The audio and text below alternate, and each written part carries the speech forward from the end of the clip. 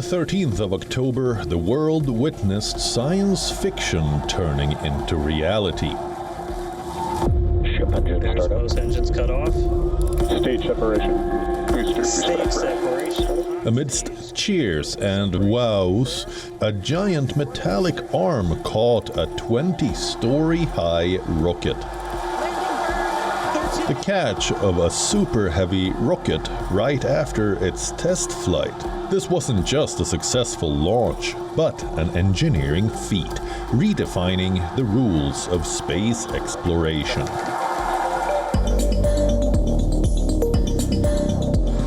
Elon Musk's SpaceX has effectively completed a world-first test, landing part of their Starship back onto its launch pad. So what does it mean exactly? It means that the company's plan of developing a fully reusable and quickly deployable rocket seems a lot closer. And not only that, it can loft more cargo into orbit, ferry humans to the moon for NASA, and in the end, reach Mars, the ultimate destination envisioned by Musk.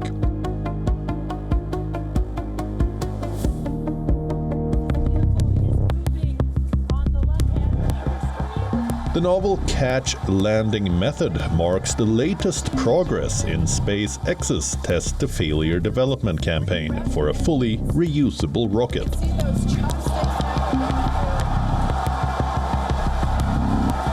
But is this campaign really important? Why is it touted as an engineering marvel? Is this one of humanity's greatest space achievements? And how far have we come in space exploration? We decode.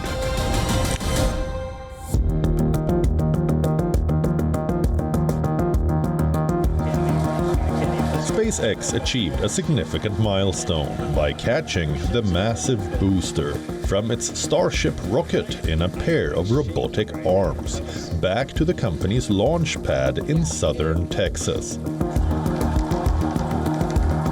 This historic feat drew praise from astronauts and space experts all across the world. Let's now see exactly how the launch and catch happened. 3, 2, 1. The super heavy rocket booster with the uncrewed Starship spacecraft lifted off at 8:25 a.m. local time from the Starbase facility in Boca Chica, Texas. As the rocket's 71-meter or 233 feet super heavy booster separated 64 kilometers above the Earth, the upper stage pushed on to an altitude of nearly 144 kilometers, looping around the planet at 27,300 kilometers per hour, before splashing down in the Indian Ocean as planned. For the first time, this demonstration mission included an ambitious attempt to maneuver the rocket booster to a huge landing structure after it burned through most of its fuel and broke away from the upper Starship spacecraft. SpaceX staff erupted in cheers and applause as the falling booster reignited 3 of its Raptor engines, slowed its rapid descent, and swung towards the Mechazilla launch tower, where it was held fast by the mechanical arms labeled chopsticks. So, what is a Mechazilla? Mechazilla are the towering mechanical arms attached to SpaceX's launch tower, designed to catch the first stage booster of the Starship rocket mid-air, thus avoiding a splashdown at sea or a hard landing on the ground. The advantage of this is that this technology not only saves the booster from damage, but also cuts down the time needed to refurbish it. speeding up the reuse process, and thus reducing the cost of space missions.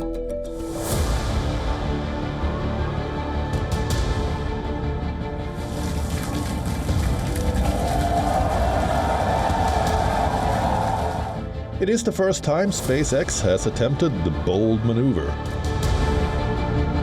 one it sees as crucial to its goal of developing fully reusable rockets capable of ferrying humans, scientific equipment and supplies to the Moon and onwards to Mars. While this was the first attempt that proved successful for SpaceX, this was also the fifth.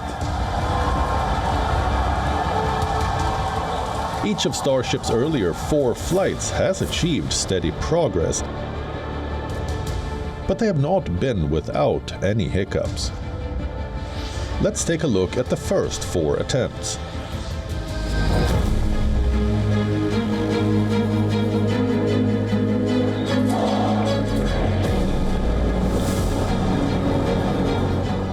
On the 20th of April last year, the Starship prototype made it off the launch pad.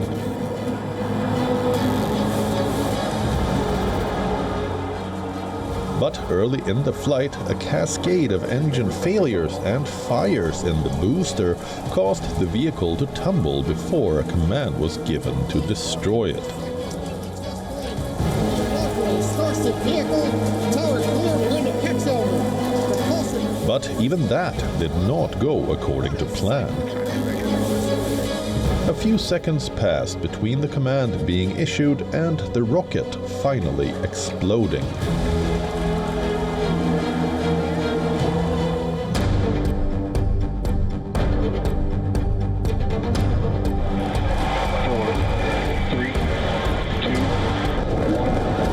In November last year, the second Starship launch traveled much farther. The upper stage traveled for 7 minutes and reached an altitude of about 144 kilometers and a speed of about 24,000 kilometers per hour.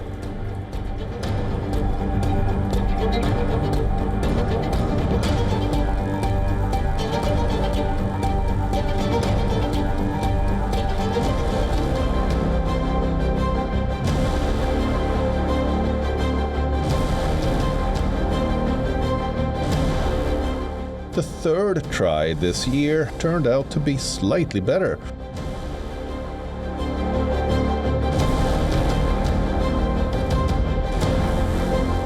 But while coasting at the highest point of its trajectory, Starship began rolling out of control. Some 49 minutes after launch, it disintegrated.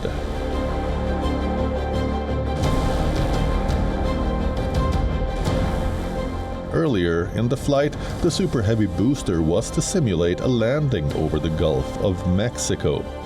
But 6 of 13 engines used for that maneuver shut down early.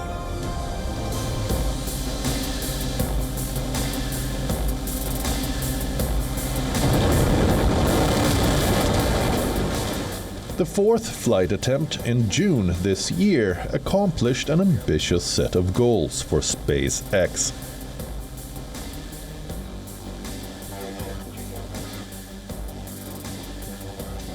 After the Super Heavy booster dropped away from the upper stage, the booster was able to gently set down in the Gulf of Mexico.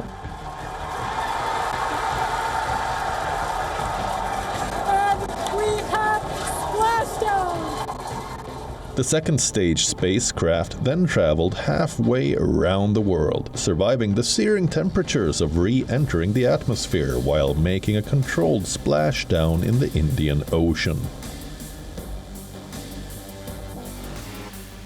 However, the flight was not flawless and challenging technical hurdles remained.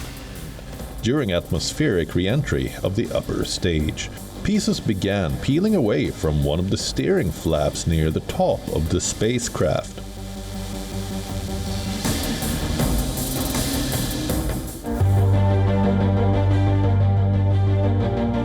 Starship, first unveiled by Musk in 2017, exploded 4 times in various stages of testing on past flights.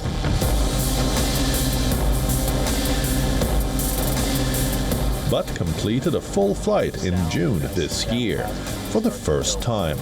And that offered optimism for the vision of a rocket that caught the giant Starship booster in the 5th flight test, and became the biggest and most powerful to date, and entirely reusable.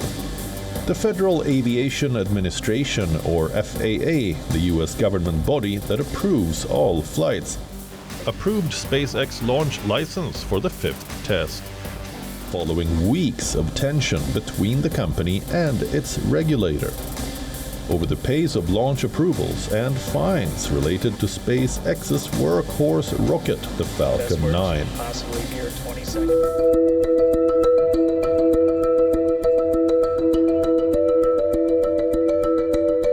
FAA had previously said there would be no launch before November, as it reviewed the company's permits.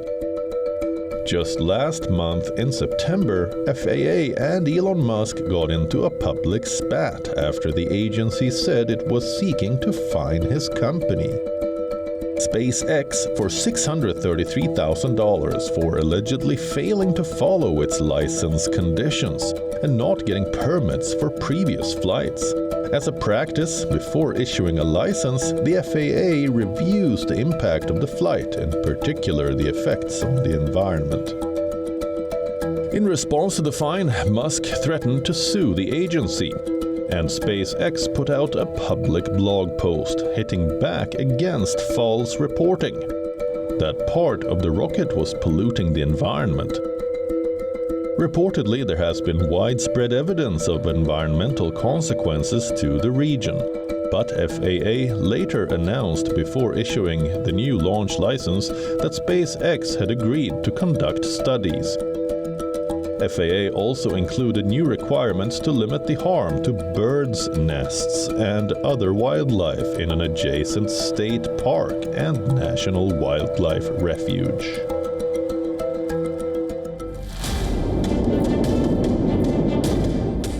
So far, SpaceX has been required to obtain a license for each launch. With the latest license, the FAA is allowing the company to launch more than once, unless it modifies its procedures. Starship, the largest rocket ever built, has not yet carried any humans into space, as its reliability is still being assessed. But this is the spaceship that Musk is under contract to use to land NASA astronauts on the moon, and is also part of NASA's plan to return astronauts to the moon. Meanwhile, it is also Musk's SpaceX that is assisting NASA in return of the astronauts.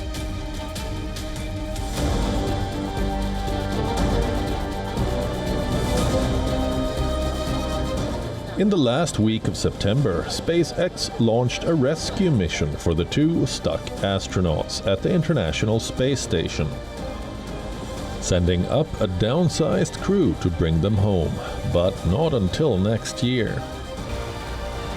The Dragon capsule, which has 2 empty seats for Butch Wilmore and Sunita Williams, lifted off from Cape Canaveral, Florida on the 28th of September. The capsule rocketed into orbit to fetch the test pilots, whose Boeing spacecraft returned to Earth empty because of safety concerns. When NASA launched Sunita Williams and Butch Wilmore aboard Boeing's Starliner capsule, it marked the first Boeing spaceflight with astronauts. It endured a series of thruster failures and helium leaks before arriving at the space station on the 6th of June. NASA ultimately decided that Boeing's Starliner was too risky for the return of the astronauts. Their 8-day mission is now expected to last more than 8 months. Alexei and Yvonne here. So I mean, we're here with our friends. I think that's really a key part of being on the International Space Station and actually just doing the work. So that's, I think the up part is we're here with our friends. We've got a ride home, and we're looking forward to the next couple months and doing a lot of stuff for the International Space Station. For the rescue mission, NASA had to cut 2 astronauts from this SpaceX launch to make room on the return leg for Wilmore and Williams.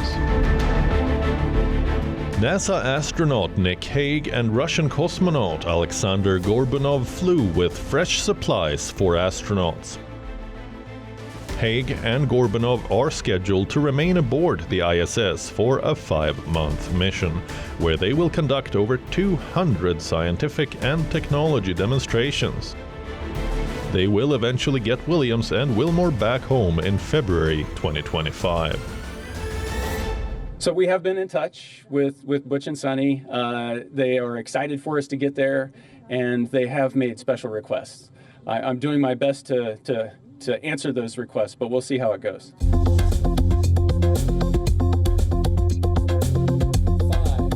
Just a few days after launching a Starship rocket on a dramatic test flight in Texas, SpaceX also helped NASA on its mission to one of Jupiter's moons to discover whether it has the ingredients to support life. Europa Clipper, a NASA probe, lifts off from the U.S. Kennedy Space Center on the 14th of October, bound for an icy moon of Jupiter. This time, the object of investigation is not the giant planet itself, Jupiter, but one of its 95 moons, Europa. Under the lunar surface lies an ocean, which holds double the amount of water than our Earth's oceans. Where there is water, there could be life. Many scientists think that it is the most promising place to look for life elsewhere in the solar system. A SpaceX Falcon Heavy rocket launched from NASA's Space Center, lifting the Europa Clipper spacecraft into orbit around Earth. Well, it's really about who we are. Even though it's a robot we're sending out into space, it's a very human endeavor to want to explore the unknown, and especially to want to understand where life came from, how we originated, whether there could be other life out there. It's really a fabulous quest, and we're so fortunate to be able to do that through NASA's science program. Europa Clipper is the biggest interplanetary spacecraft that NASA has ever used. The spacecraft is carrying a suite of 9 scientific instruments, including cameras, spectrometers, a magnetometer, and radar.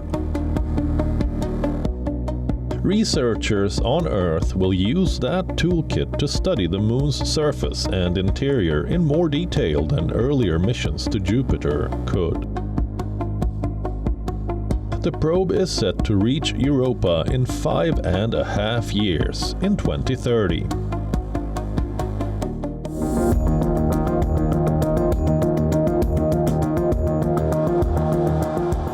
With the success of Mechazilla, SpaceX will focus on perfecting the entire Starship system for full-scale missions. Starship's upper stage, which successfully splashed down in the Indian Ocean during this flight, will undergo further testing to improve its heat shield and landing capabilities.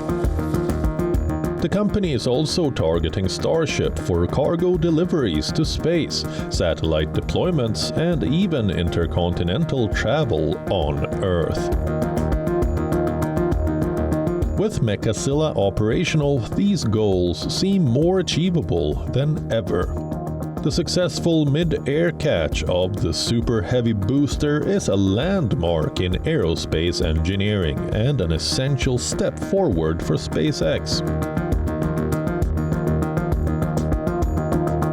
Mechazilla represents a critical innovation, allowing faster turnaround times for rocket launches and driving down costs, making space more accessible. This achievement sets the stage for the next era of space exploration, where reusable rockets will pave the way for ambitious missions to the Moon, Mars, and beyond.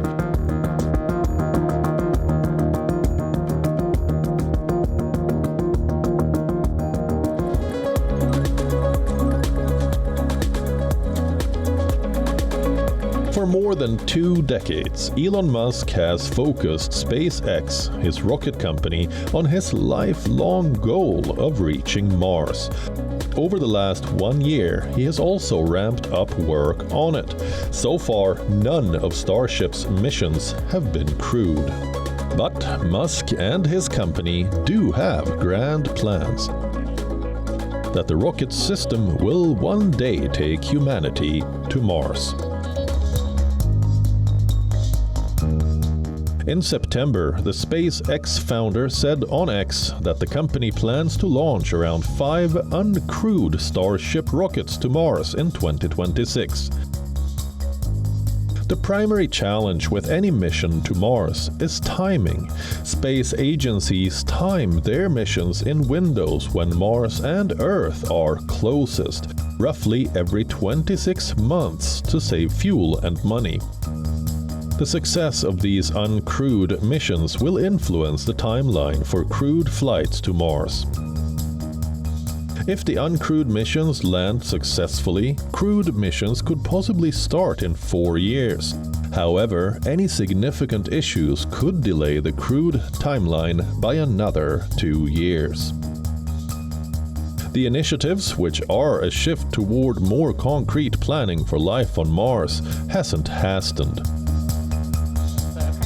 No one has ever set foot on the planet. NASA doesn't expect to land humans on Mars until the 2040s. And if people get there, they would be greeted by barren terrain, icy temperatures, dust storms, and air that is impossible to breathe. Reportedly, Musk has been fascinated by Mars since reading Isaac Asimov's 1951 science fiction novel called Foundation. In the book, the protagonist builds a colony across a galaxy to save humanity from the fall of an interstellar empire.